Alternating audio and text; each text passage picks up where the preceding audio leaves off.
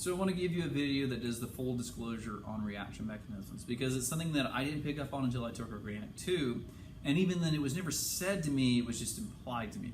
So there are a lot of reactions with organic chemistry that are irreversible reactions, and because they're irreversible reactions, you put them in the pot and you're done.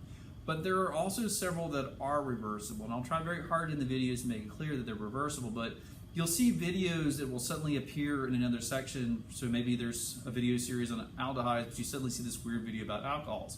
Well, take a look at this reaction. We have ethanol, CH3CH2OH. Acid catalyzed, we can dehydrate it to give us diethyl ether. Or we can take diethyl ether, add water, add H+, acid catalyze it back to ethanol.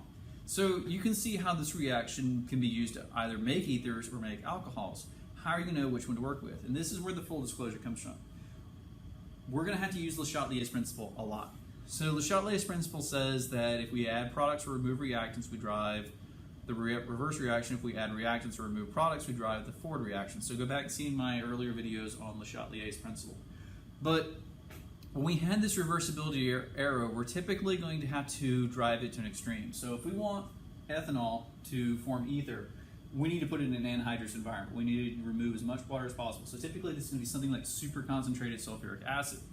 So your ethanol in your whiskey, your spirits, the 40 proof stuff, probably not doing this reaction, or if it is, it's not doing it at appreciable levels.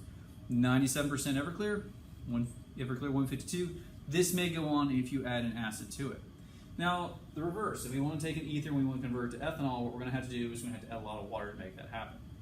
So that's the first disclosure. The second disclosure, and this is again something that is kind of working its way into the current way we teach organic chemistry.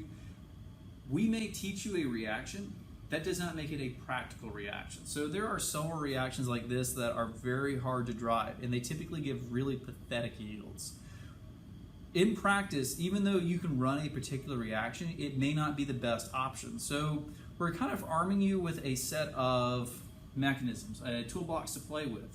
But the devil's in the details here. We could have a reaction that, yeah, this may be true, but it may have awful, awful yields.